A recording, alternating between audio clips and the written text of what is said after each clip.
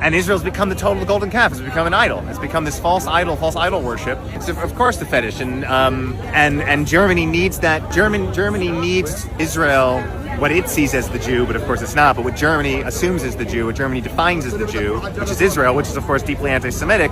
Germany needs that to absolve itself. So it's not actually about Jewish safety. It's not actually about about actually making up for the Holocaust. It's not actually about making the world better for anybody or never again for anybody. It's not that at all. It's always about what's good for the Germans. Of course, I'm speaking collectively. I'm not speaking. The Germans want to be good people. It's about restitution. It's about Wiedergutmachung, right? It's about literally making yourself good again. And that's what Israel always has had to be. That's the Drecksarbeit, right? That's exactly what Merz didn't realize he was saying, or maybe he did. I don't want to get inside his head. I mean, fascists are very good at discarding the idea of the good. They just take the gun in their hands.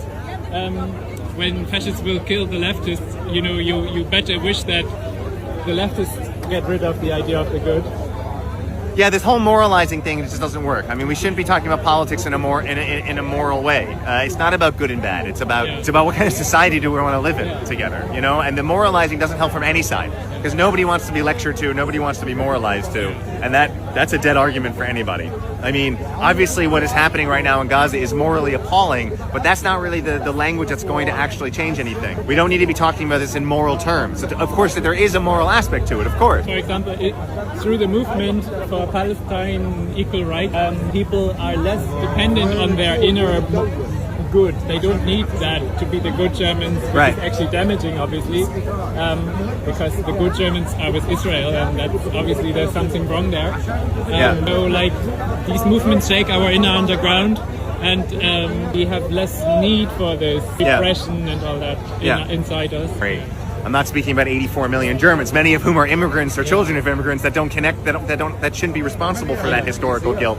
So of course I'm not speaking about individuals, we're speaking about systems and structures. That Germany that I'm speaking of is today exercising and expressing and projecting its own latent ethno-national supremacy and fascism through Israel. Because of course it can't do it itself anymore, right? Other countries can still get away with that. The repressed always returns. The repressed always returns. It never went away, right? It was just repressed. It was just repressed as part of course, expressions and projections of American power after the war, after World War II, to create a Cold War order where it needed then West Germany as an ally, as a buffer in the Soviet Union. So you needed to have a denazified West Germany. You needed to make Germany good again for the Western liberal American-led project. Not all of it, but a lot of that then goes through Israel. So all these things kind of had to fall into place to be able to create the world order that we had. And I think we're seeing like you said, you're repressing it. It's all coming back up. All the shit's coming back up.